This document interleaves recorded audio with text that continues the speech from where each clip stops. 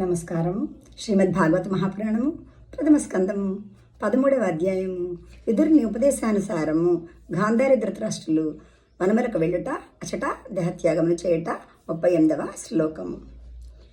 యుధిష్ఠిర ఉవాచ నాహం వేదగతిం పిత్రోర్భగవన్ క్వగతావితః అంబామాహత పుత్రార్థ క్వగతా చ తపస్విని.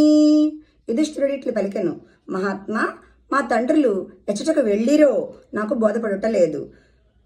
వారును పుత్రశోకముతో కుమిలిపోవచ్చున్న సాధ్వి అయిన గాంధార్యును ఎక్కడికి వెళ్ళి ఉండవచ్చును?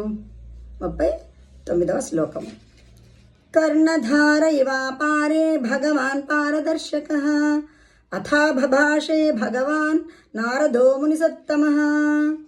పూజ మహర్షి నారద, అపారమైన సముద్రమును కర్ణధారి వలె నీవే ఈ సమయమున మమ్ములను ఈ శోకసాగరం నుండి గట్టెక్కింప వలయను. 40వ శ్లోకము. నారద ఉవాచ మా కంచన శుచో రాజన్ యదీశ్వరవశం జగత్ లోకాస పాలాయష్యేమి వహంతి బలిమీషితు స సంయునక్తి భూతాని సయేవ వియునక్తి చ. అంతటా నారద మహాముని ఆయనతో ఇట్లు పలికెను, ధర్మరాజా, నువ్వు ఎవరి కొరకు దుఃఖింపవలదు. ఈ జగత్తు అంతయును ఈశ్వరాధీనము. ఈ లోకములు లోకపాలురు ఆ పరమేశ్వరుని వశములో ఉండి ఆయన ఆజ్ఞను తలదాల్చుచూ ఉందురు. ఆ దేవాదిదేవుడు ప్రాణులను కలుపుచుండును, వేరు చేయుచుండును. 41వ శ్లోకము.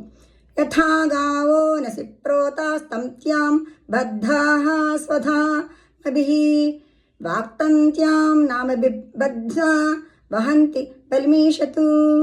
యజమాని పశువులకు మృక్కుతాడు వేసి పలువురతో వాటిని బంధింపగా అవి అతని భారమును మోయిచుండును. అట్లే మానవులు కూడా వర్ణాశ్రమాది వివిధ నామములు గల వేదరూపమైన తాళ్లతో బంధింపబడి పరమేశ్వరుని ఆజ్ఞను పాటించుచుందురు. ధన్యవాదములు.